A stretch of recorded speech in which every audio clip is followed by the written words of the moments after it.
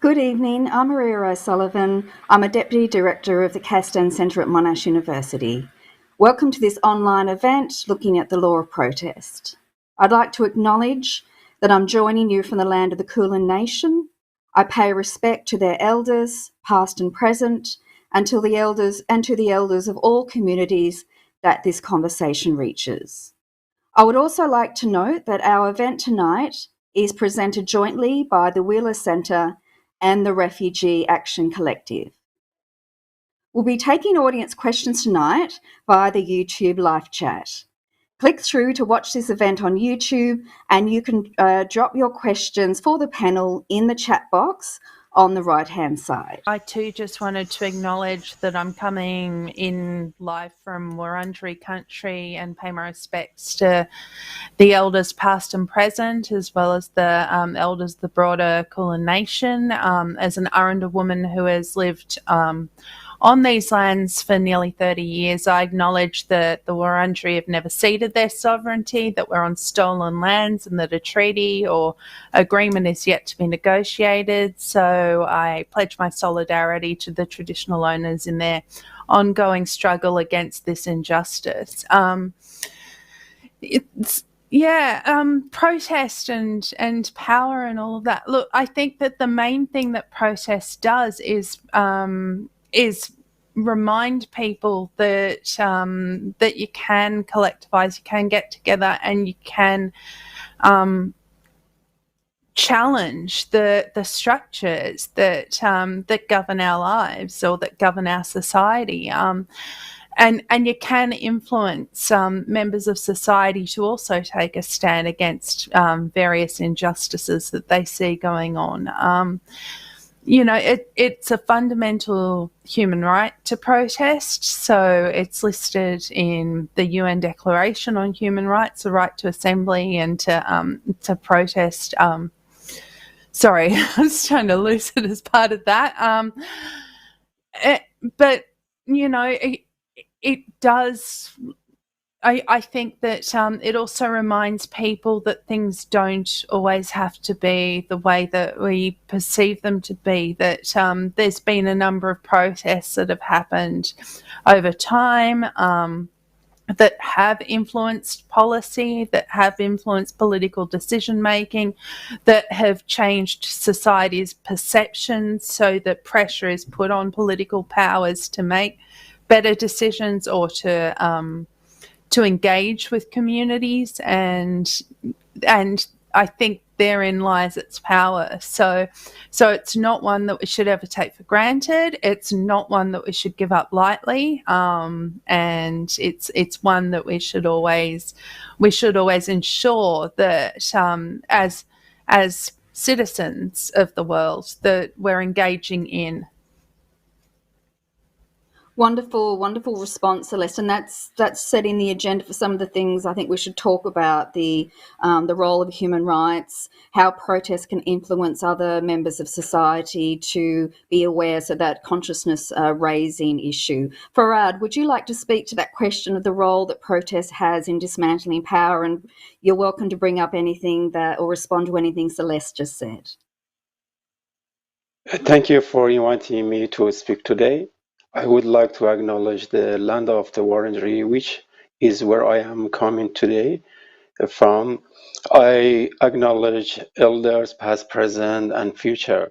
It is so important we come out and protest in public against decisions made by governments and big business, and to challenge these decisions that affected us and others.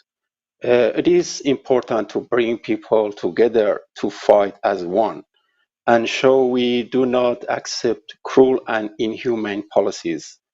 We must always protest for equality and human rights. When we do this, we show the community, actually we show the whole world that we are fighting for this. It is power, it is solidarity, it is so important. For me, public protest has many meanings. You can go to street, write letters, uh, write protest songs, do political artworks and poetry. All these many things needs to keep happening at the same time. It needs to continue till policies change.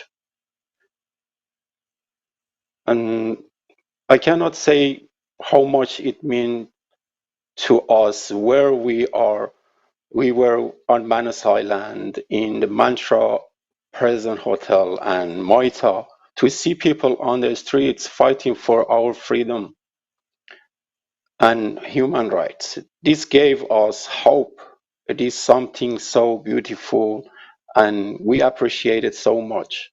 When we looked out, when we looked at the windows at the Mantra Hotel Prison and we saw people, uh, it makes us feel not alone or forgotten people and was really emotional. We have made so many friends from these protests. Art and music are incredible tools for public protests, and when we collaborate together, we are resisting together. It also helps us, our sanity and hope. I struggled for many years to get my art and music out to protest against these politics. I was lucky to have some friends helping me and trying to get my voice into refugee platforms, into groups and organizations. It took years. For me, it's important to have unity between groups and organizations. When we protest in public, many groups seem to fight about ways of doing things, and I worry if this keeps people in detention longer. There are so many beautiful groups doing so much and so many wonderful things, and I would love to see them all united. It is also very important to know that lawyers work really hard to get us released. Thank you, Farad. That was a great exposition, I think, of all the different forms of protest, song, poetry, flag burning, and even online protests, which we might talk about later. Chris, what are your comments on the role of protest and power? Thanks. I'd also like to acknowledge that we are meeting even in cyberspace on the land of the Wurundjeri people of the Kulin Nation. Pay my respect to elders past, present and emerging. The land was never ceded, and particularly pay my respects to activists like Celine, other Black Lives Matter activists who are still, fighting for justice today. In terms of the effect that protest has on those who exert power, the people in power, I think the first and most fundamental thing is it can often force them to do things that they don't want to do. Sometimes people are comparing the situation with Syrian and Afghan refugees. Australia took 20,000 Syrians. They've only taken, not even yet, 3,000 Afghans. And it wasn't just a welling up of community sentiment. There were protests of tens of thousands that made a difference. When I think of all of the wins that we've had in the refugee movement, it's involved mass protest and often union action as well, with Baby Asher and the Let Them Stay campaign around the Lady Salento Hospital in Brisbane. 5,000 in Melbourne, the hospital surrounded, a union blockade. I think about the Kids All Off campaign when school teachers walked out as part of that protest. The protest even during lockdown for the Medevac refugees, and we've now seen a lot of them released. I guess the other thing to point out, though, is that even when we win things, it doesn't mean the people in power stop with their agendas. So you got 20,000 Syrian refugees, but then, there's the twist where the coalition says it's going to be Christians who are prioritised. They always find a way of keeping to push. So it's, unfortunately, it's an ongoing process. And just, in terms of some of the things that Farhad raised, I think it's also true that protest has an effect on the people who protest themselves. It lets you know that you're not alone, that other people are thinking like you. You can have a conversation and start to change public opinion. I mean, it can even point to another way of, organising society. Mass protest is democratic. Strikes are democratic. Thank you, Chris. And if I could raise one question with you, and I'll raise this with the other panelists too. How far do you think protests should be disruptive in order to facilitate change? And I'm talking about some of the refugee protests I know in Parliament House a couple of years ago, where people glued themselves to Parliament House, and there was coverage, and I'm not saying I agree with it, but coverage in the newspaper that went too far. Or I'm thinking now in the UK with Extinction Rebellion, they're saying that because there is a climate emergency that's been recognised in the UK, the remit of protest can be expanded because there is this heightened legal, I guess, declaration about the climate emergency. So where do you think the balance lies in terms of what protesters can do, Chris? I think it's looking at what kind of protest is effective. I'm drawn a little bit to the Malcolm X, whatever it takes. I think when you look at the people who are gluing themselves to things in Parliament House, that's never going to be anything like the crimes of locking people up in detention for 8 years. It's never going to be anything on those lines. I mean, the question I'd more raise about those sort of things, I think sometimes just actions by handfuls of people don't have the same effect as mass protest. And so whatever action you take, you need to take people along with you. So when when we were trying to get teachers to walk out of school, it had a disruptive impact, but there was an argument that it mattered and it made a difference. When, doctors and health workers refused to release baby Asher out of hospital, that was a disruptive action, but it was tied to a purpose that people could see, and that mattered. So I do think that protest sometimes needs to go beyond just being polite, but it does need to be connected to a clear political goal. Thanks, Chris. And Celeste, what would you like to contribute on that issue about disruption? Well, I have a real problem, I guess, with any sort of idea that there is a line, or that there is a point that protest can go too far.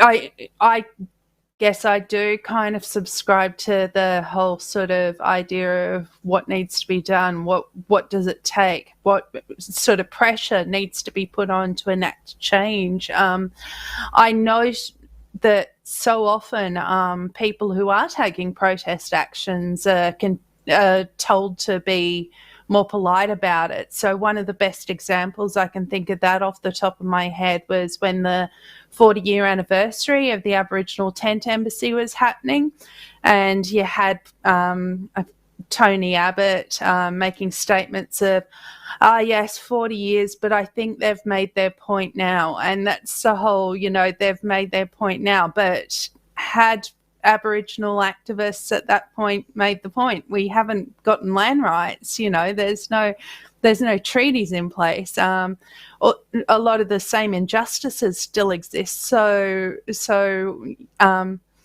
there's a continual pressure to be polite about how we go about the act of protest. And I don't think that that's an incredibly healthy way to look at protest. I think that society does need to challenge injustice. I also do have a bit of an issue with policing seen as a default way to manage protests. So, the idea that protests do need to be policed, that we need to be contained, that and you see it. You see the disparities. As someone who is engaged in a lot of on the street protests through the various activisms that I am engaged with, I've seen the higher levels of policing that we get at things like Indigenous rights rallies or refugee rights rallies or any rallies that are around race politics.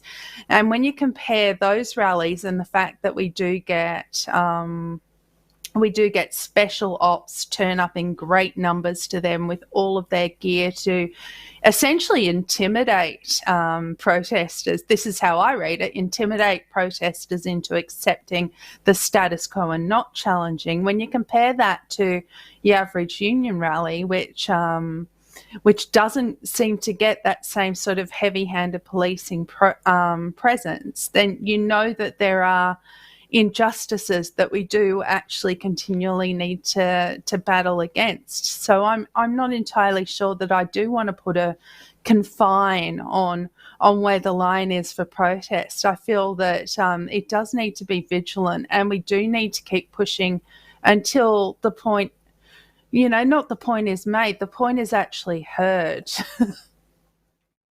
Absolutely, yeah. And Farad, what would you say as to the point on the point of disruption and protest, and how far is there a limit to what protest can do in terms of, say, breaking criminal laws, etc.?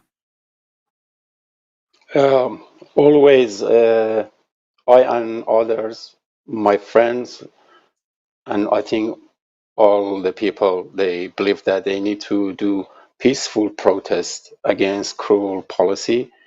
And of course, when we are united and we are peacefully do the protests, we can change many things and brings many new things to not get violence from the police, from the government, and not give them excuse to get us fine or kind of these things. Or someone like me, they can easily, someone like me, if I'm in protest for any reason, they can send me back to where I was for 8 years. And I think we can do, as I said, we can do lots of different protests. Protest is not just go to a street, and it could be writing political songs, music, art, poetry, or kind of these things. And I think they are really powerful to change and spirit to everywhere in the world, and send a message. We are peaceful and we want change, and we are against cruel and violence. Yeah, and I do believe that protest has to have some disruptive quality, because speaking to those things we talked about before, trying to get people who are not necessarily aware of certain issues to be conscious of those. I think, before COVID, when we would have a protest down Bourke Street in Melbourne or the equivalent in other capital cities, there would often be media coverage of that. And I think that's really important, to be disruptive to a certain extent, so you do get that broader coverage on the nightly news. I've mentioned COVID, so I'm going to start with you, Chris, because you've been subject to some of these COVID laws. What do you feel is the place of protest during COVID restrictions? That's a very good question. And you're right about media coverage. When you've got mass protests, when it's on the street, sometimes if they occupy an area for a while, you get coverage, and you don't get that from online coverage in the same way. People will tell us to do it online, but it doesn't get to the same people. I think protests can be done safely even during COVID. There are different ways to do that. The protest for which I was charged for incitement was a car convoy. So we were attempting to fit creatively within the restrictions, so nobody got out of their cars. There were 30 people driving around the Mantra Hotel where Fahad and friends were detained. The detention of refugees hadn't stopped. And so I was charged for incitement. I didn't even get to go to that protest. I had police turn up at my house at lunchtime, and in a cell for 9 hours, and they weren't socially distancing. I think we've also done it in, socially distanced protests, people wearing masks, hand sanitizer. There was a huge Black Lives Matter protest. There, no COVID cases spreading from that. We do know that the risk outside is something like 20 times less inside. So it is concerning to see COVID being used to crack down on the right to protest. I mean, if you look at the New South Wales reopening plan, Victoria's isn't announced yet, at the point where 75% capacity will be allowed in theatres again, they're still saying only 20 people on the streets. And, you know, I think that's entirely the wrong way around. So I do think there is a real importance to public protest, even during COVID. So we did it in groups of 2, we did it in groups of 10. And I think it made a difference to the Medevac refugees. Like, we've had, majority, there's still 70 detained, but I don't think we would have got those releases without keeping up some sort of protest during the pandemic. Absolutely. And I think we could talk later about the rights culture, the fact that we don't have a federal Bill of Rights and there's probably a lack of human rights culture. But I know at the time, Chadstone was open, and I would often say during my media commentary, how can you have Chadstone open? And for those outside of Melbourne, there's a large shopping centre. How can you have that open yet say that a fundamental political communication right, and I can say that because it's implied in our constitution, how can you stop political communication when you're allowing retail? But Celeste, would you like to talk about your experiences or reflections on the Black Lives Matter protests which occurred and how COVID was used, or the COVID restrictions were used there? Probably that and Invasion Day, but I did also want to acknowledge the protests at the Mantra, because from what I saw and from what I was reading, the organisation of that was always to be COVID safe. People were doing everything they could to fit within the confines of what the health directives from the government were. I went to the Black Lives Matter rally. I wasn't one of the organisers, but the organisers of that rally managed to pull off one of the most incredible feats that I've ever seen when it comes to protest organising, because I believe they did it in the space of about 3 days, and organised hundreds of thousands of masks and hand sanitizer and not hundreds of thousands of marshals. There were quite a number of marshals present.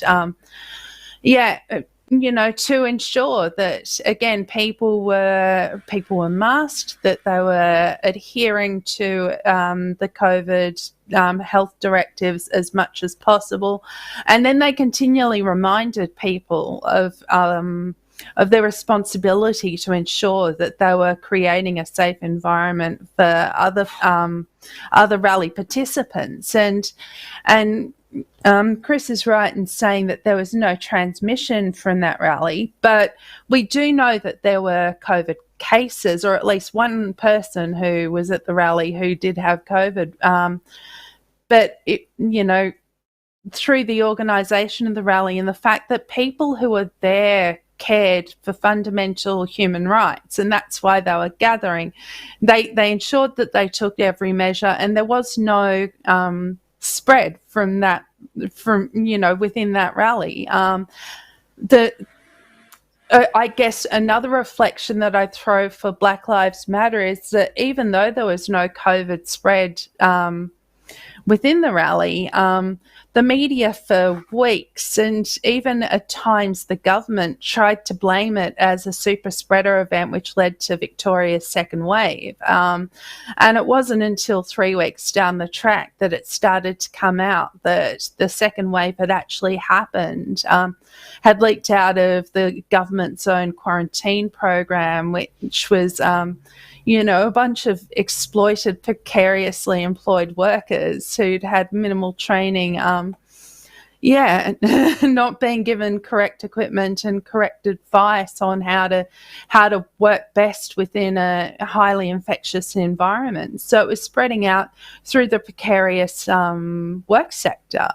sectors, and then into things like nursing homes and that.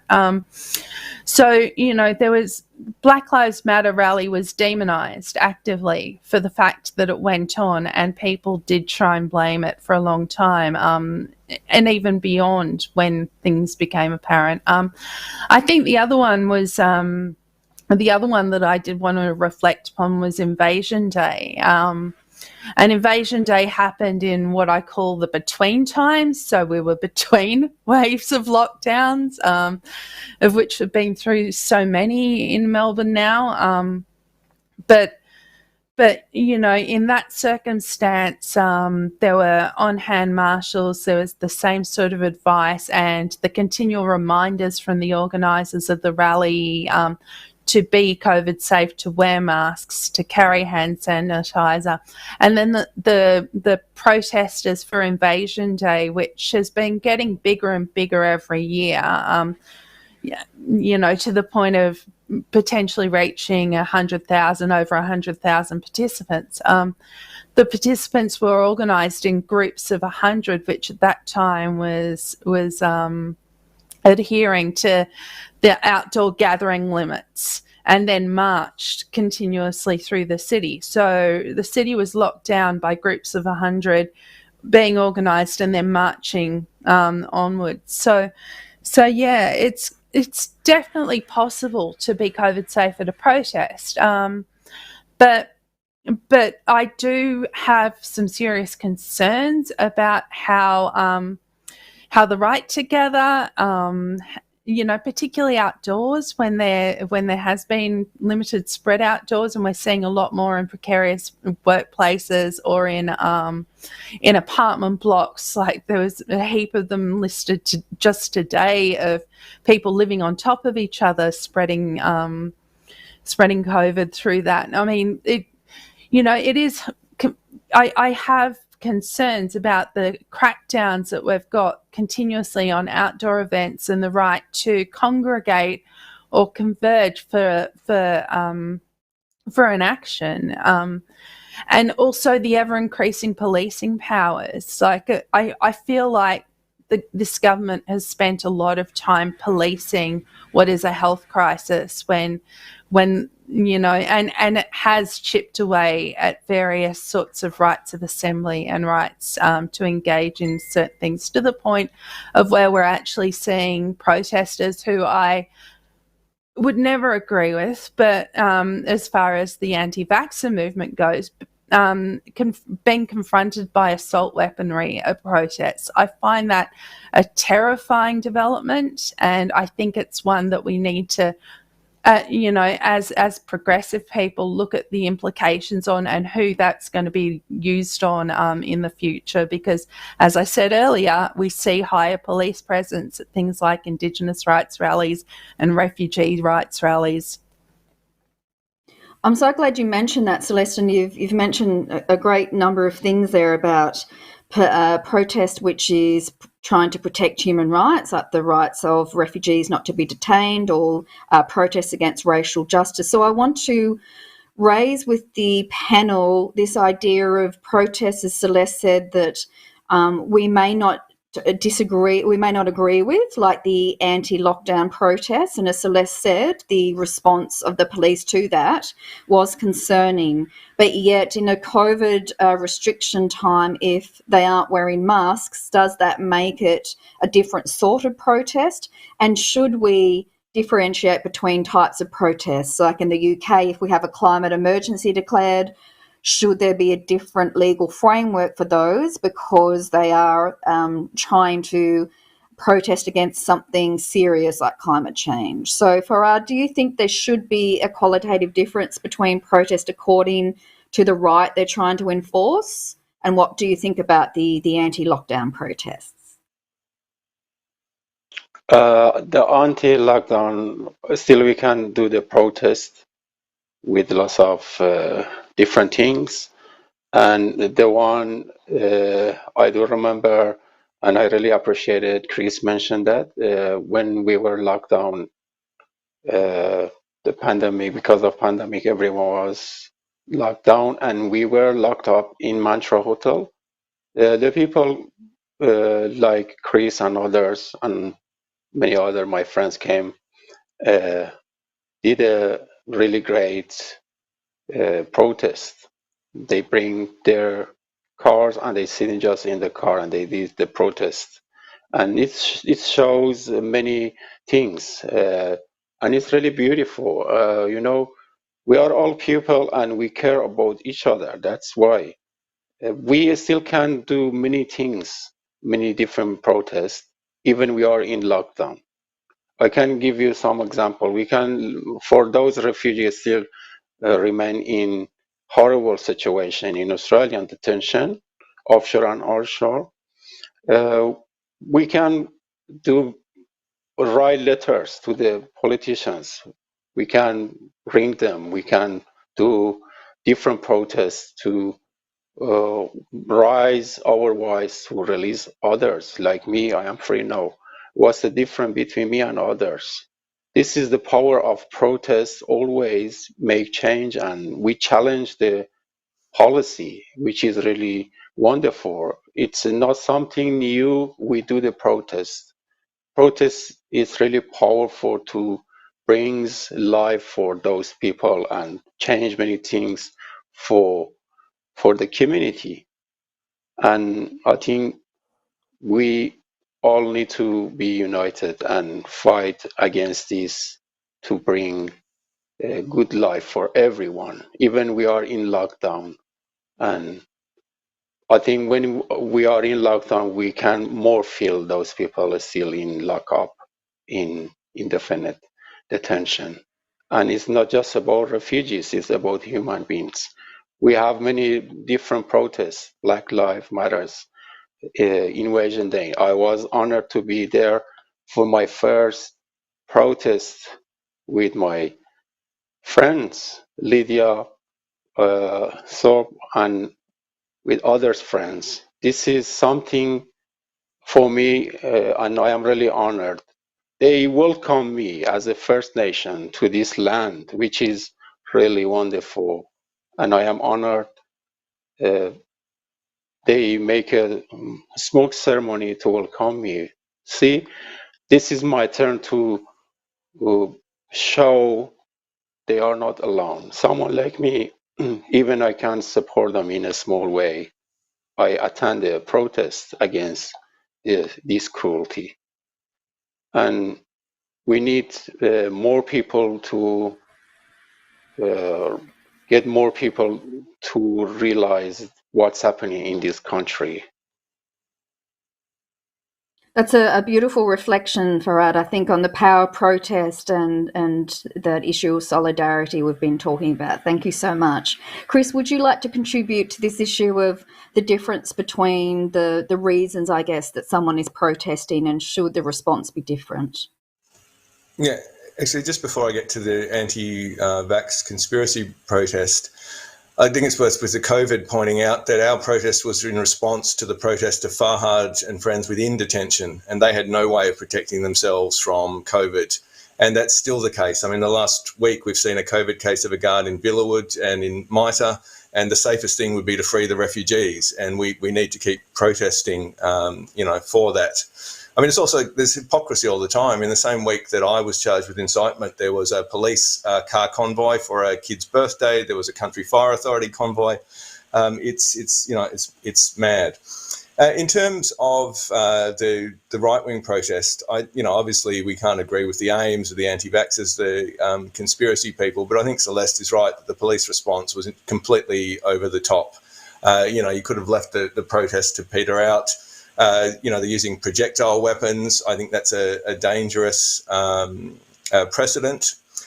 And I think when you look at some of the protests, it's also worth noting that not everyone who went was on the far right or was an anti-vaxxer. There were people there who were angry about the unequal impact of lockdown, the inadequate support.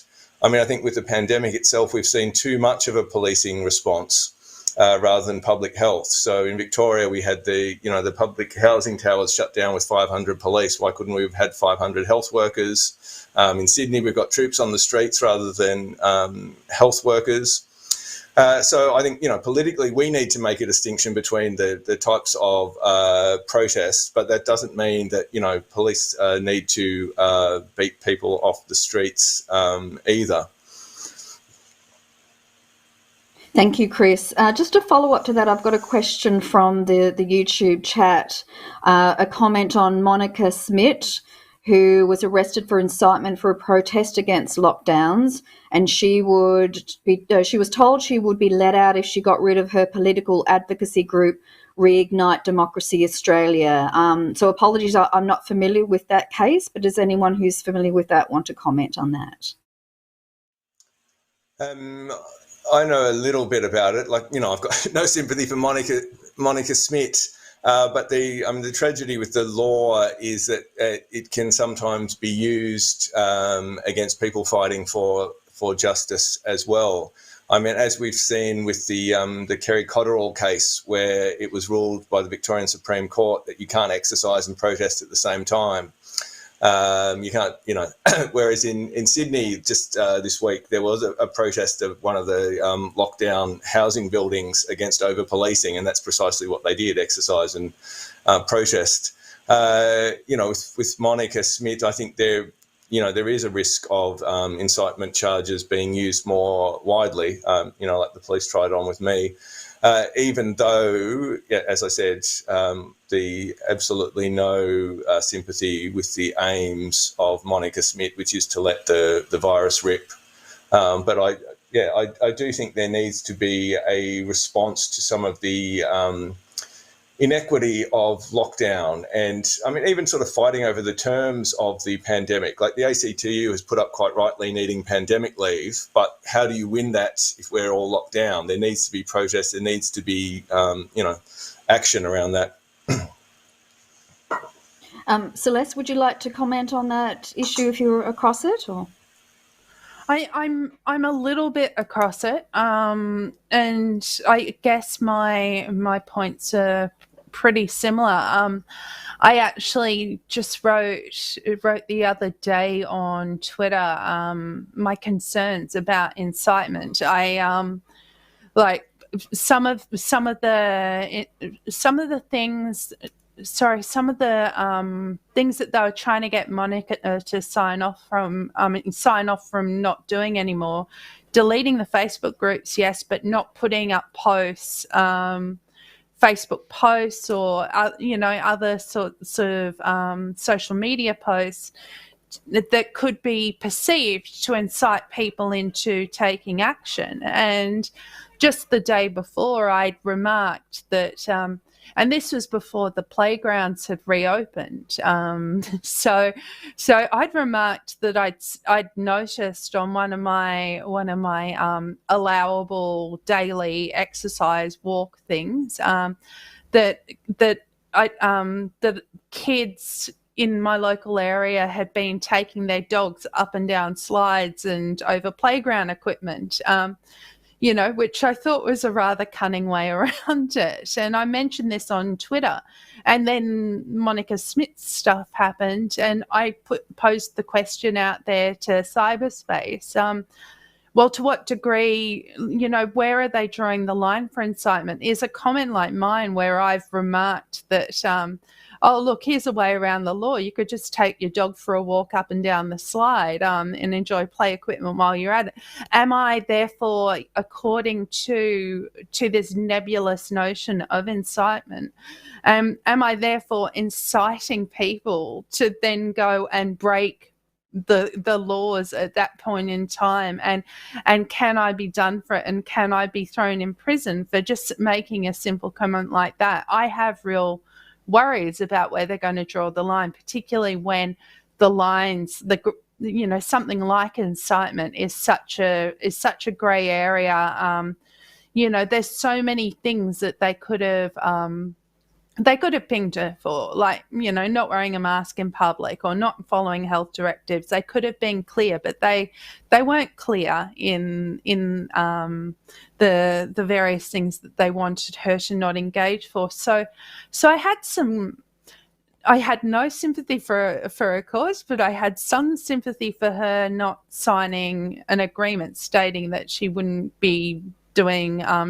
She wouldn't be just agreeing to that. I just find it too grey area.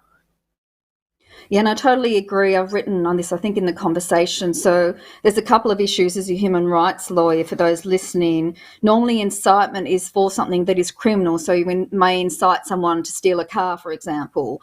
And the danger in using it in relation to COVID restrictions is that they are done under a declaration of emergency and they're very special in nature.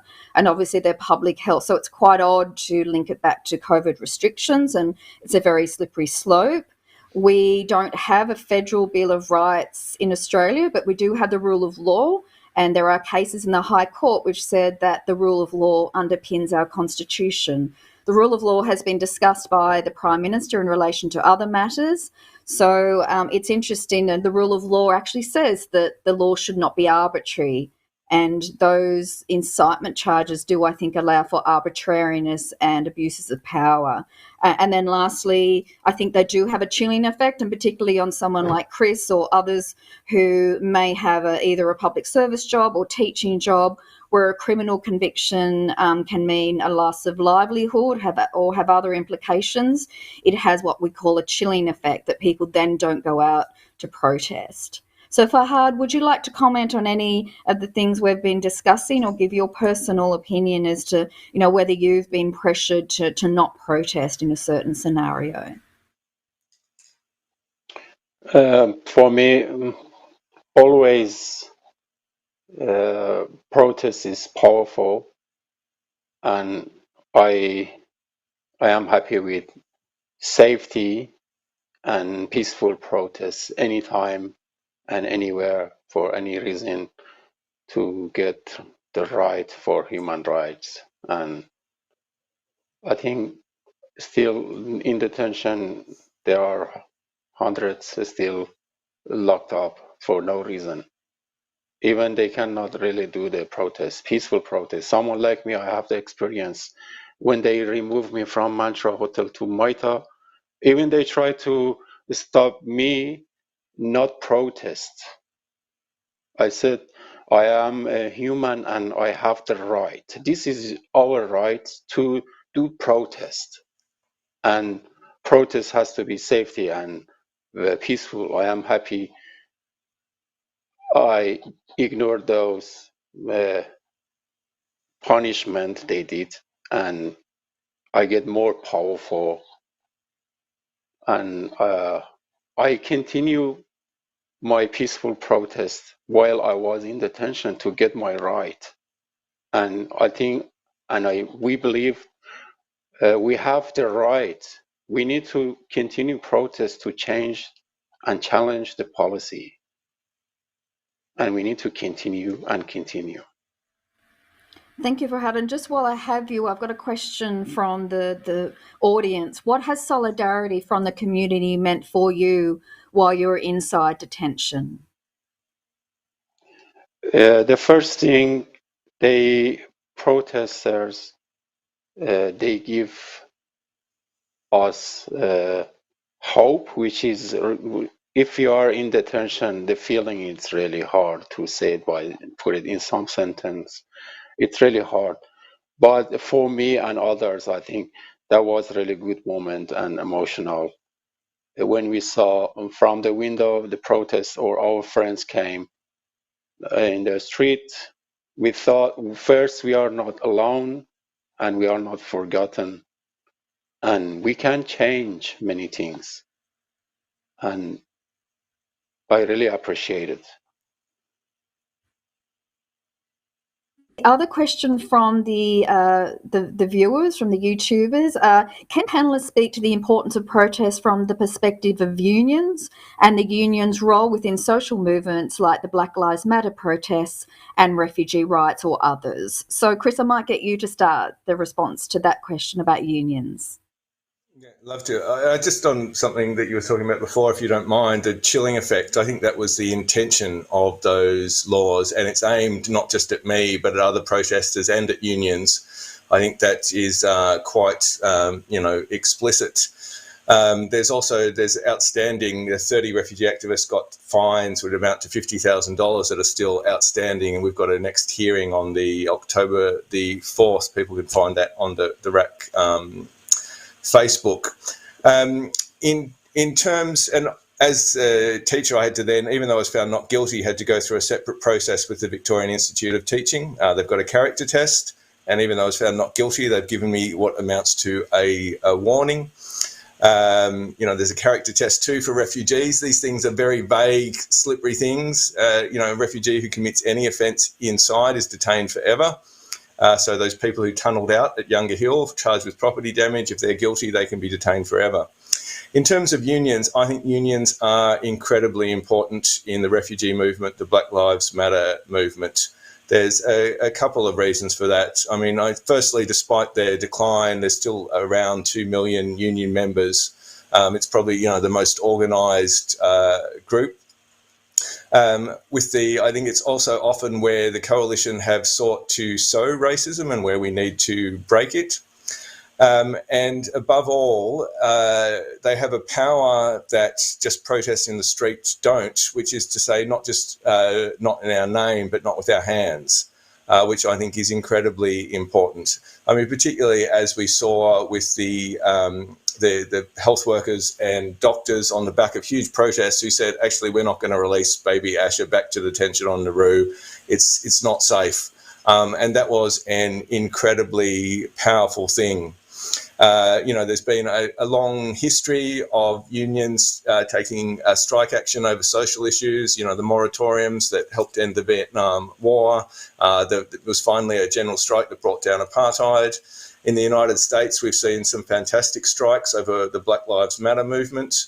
I mean, I think without the Black Lives Matter movement in the States, you might not have, Trump might have got back in.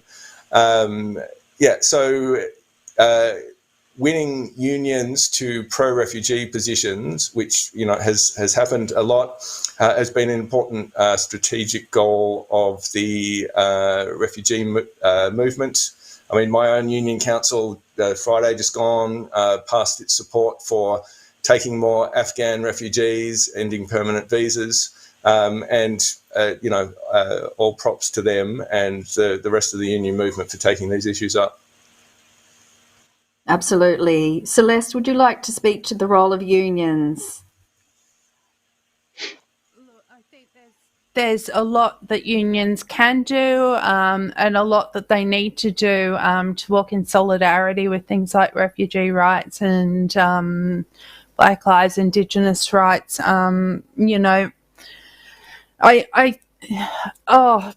But first I just want to go a little bit back because it occurred to me, Fahad, when you were speaking about peaceful protest and the nebulous notion we were talking about earlier about incitement and the fact that, if you engaged in anything other than peaceful protest, the fact that you could be sent back to Manus and all of that, those sorts of policing rules, those sorts of things are incredibly concerning to me. I think that the union movement, sorry, I've just jumped backwards and forwards there. I think that the union movement, in order to stay relevant and to continue to engage workers, needs to be as intersectional as possible.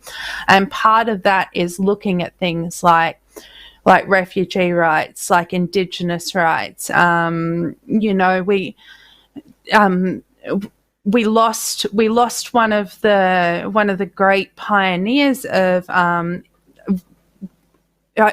intersectionality before it was even a word that you heard a lot in political sort of discourses in Jack Mundy not that long ago, and the work that the BLF was doing in the 70s around green bans, so saving things like Kelly's Bush and other certain green areas by workers taking action and refusing to develop those sorts of areas, or saving heritage properties and that, or they also engaged in black bans. So, worked hand in hand with Indigenous rights groups in places like Redfern to save community housing. And then the pink bans that happened at Macquarie Uni, where a gay student was kicked out of college. And so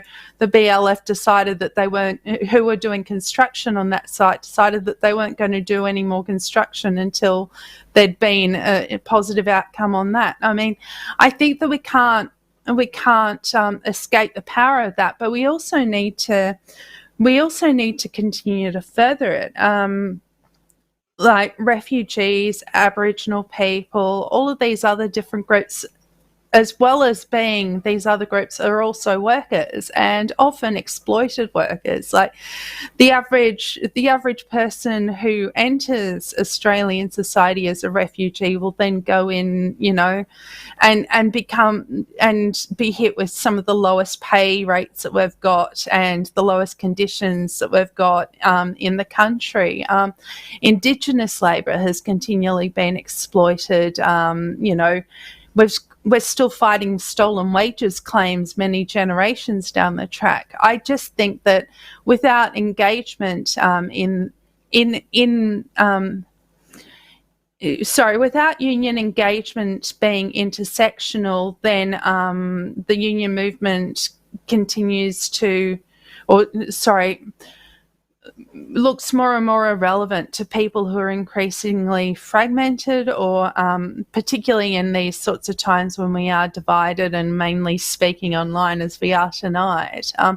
And so there's a real need with this solid base that you've got, as Chris pointed out, to ensure that as many of these groups are being engaged, that they're being worked in solidarity with, and that there's some real sort of ability to challenge some injustices that impact lives in many ways. Because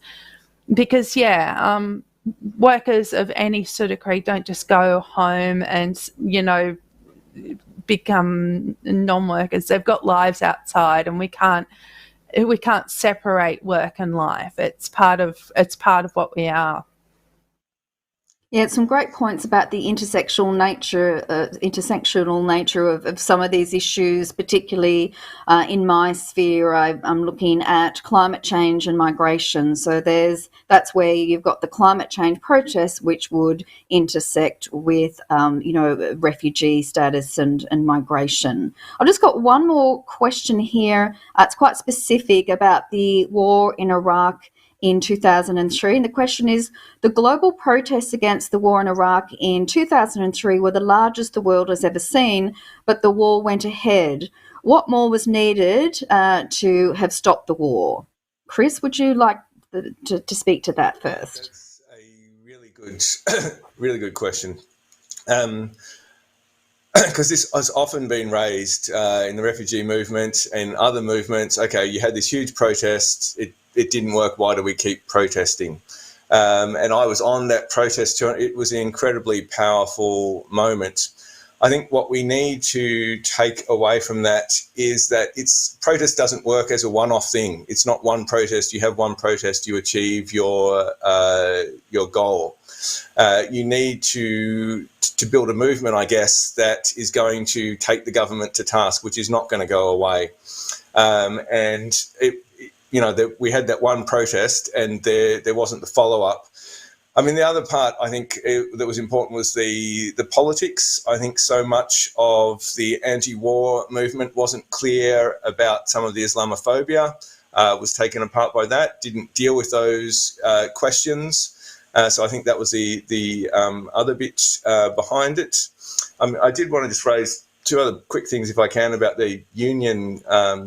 In the Australian example, you could hardly imagine the modern land rights movement without the Gurindji strike at Wave Hill.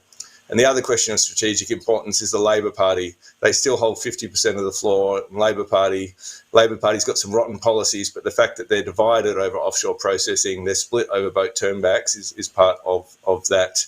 But yeah, I think we need to build a movement which is ongoing, which has democratic participation, and which is clear about the politics. Thanks, Chris. And Fahad, would you like to speak to the issue of anti-war protest, or that point Chris was making about, if you're protesting and nothing's happening, is it still valid to protest? Is it worth it to keep on protesting? Thank you. Yeah, as I said, we need to continue to make change. If you want to start something, some protests, you need to get something from your protests, and at least it's like kind of the protest you started could be a small of amount of people, and then after a few getting bigger and bigger, which means the people just getting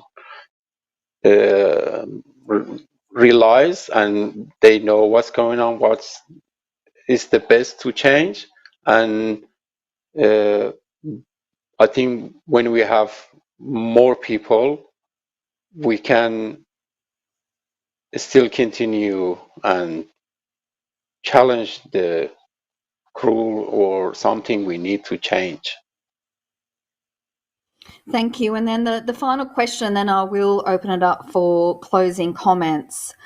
I've got a question from YouTube. Can the panelists talk about the place for protests which interrupt the lives of members of the public? I think we've sort of flagged that before, but there is a specific question. Do they alienate potential supporters? So I guess that's, pre-COVID, when we used to have the protests in the street. If people feel, oh, this is annoying, is that good? If you close down streets, does that mean there's consciousness awareness, or can you alienate people too much doing it that way? Again, that's probably, again, where we sort of started talking about disruption. So Celeste, do you have a response to that in terms of protests possibly alienating supporters? I think it goes back to what I did say earlier, which is that with every single challenge to the status quo, there's always a suggestion that you should be doing stuff more politely, that you should be being less disruptive. I'll never forget, for example, when we were gathering to stop the forced closures of Aboriginal communities in Western Australia, and trams were stopped and cars were stopped, and the media referred to us as a selfish rabble, and for daring to gather to stop people from being booted out of their homelands by a government that was then going to move in and, frack or whatever else. This is intersectional at its core. You've got Indigenous rights, land rights, the environment movement all sort of coming together at one. But yeah, it's sort of, I think that a certain amount of disruption is necessary. You do always alienate people to a degree, but that's kind of the maintenance of the status quo. And perhaps the real question there is, how do we educate from these actions? How do we educate the broader public on why they're so important? What messages do we put out, and how do we put out there? To go back a little bit to the Iraq War sort of protests, I was mulling that over because I also went along to those and remember them, and remember feeling completely heartbroken and deflated that we hadn't stopped them. But did we, these were happening off the back of fear campaigns that were raised by the government around things like Tampa and 9/11.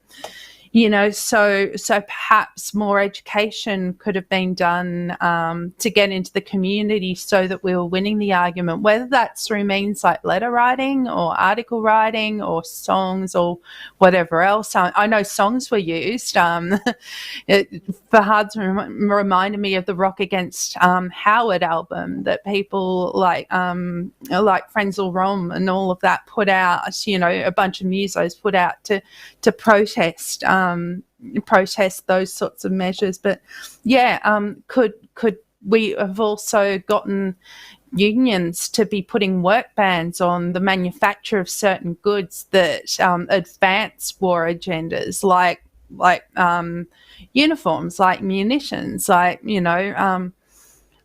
a whole heap of other things that that are then used to engage in these conflicts, so that we rendered them in there was no power. I guess there's always going to be disruption. There's always going to be people who will complain about being put offside. But I think that if we're doing the education right and we're working as intersectionally as possible to engage as many people as possible, then that's where the real battle is. And Celeste, while I have you, do you have any closing comments before I open it up to the other panel members? I think my main one is that we do need to ensure that we are continually fighting to protect human rights, to elevate the voices of those who are most marginalised in society and ensure that they are heard, because otherwise those voices are continually drowned out or left locked up in hotels, in prisons, in wherever else for years without challenge, and that's not a healthy society. Absolutely, totally agree with you, Celeste. And Fahad, would you like to make any closing comments? Thank you. I just want to thanks a lot those people who helped me and others, and we all need to continue to this to change and brings life to other my friends who are still locked up in detention for many years, and we need to continue protest, write letters to the politicians, write poetry, music, songs, and till we get something. And this is the way always we need to do. Protest is powerful and challenging the policies. So we need to do protest. Thank you so much. Thank you so much, Fahad. And Chris, your closing comments for the panel. Yeah, the alienation question, mostly people alienated those people who disagree with the aims of things. I mean, I remember being stuck in traffic by one of the Your Rights at Work protests when I had an important appointment, but I was just thrilled at the size of the crowd. And also people who are unsure, it makes them pay attention. What's going on here? What is happening? The other thing I wanted to say about the Iraq war protest, it had a huge impact on activists in the Middle East, that they could see people here were fighting against their own government. I guess the last thing I want to say is that there is still an awful lot to win. If I speak only about the refugee movement, there's still 70 Medevac refugees inside. There's still 200 people held offshore. There's still temporary visas. You know, people like Fahad who get released on 6 months pending visas, no right to welfare. They are being resettled here, but with no support. And it's going to take protest to win those things. If people want to have a look at the Refugee Action Collective Facebook page, we've got a range of forums and a protest action on the day before Grand Final Day. It's within the current rules, but you can go and have a look at that. Fantastic. That's a wonderful way to end the night. So now I'd like to formally thank our great panelists, and thank you so much. That was a wonderful session. So I'd like to thank Celeste Little. I'd like to thank Chris Breen and Fahad Bandesh. And I'd also like to acknowledge that this has been organised by the Wheeler Centre and the Refugee Action Collective. So I thank them very much for doing this. Thank you to all the YouTube viewers and your wonderful questions, and good night.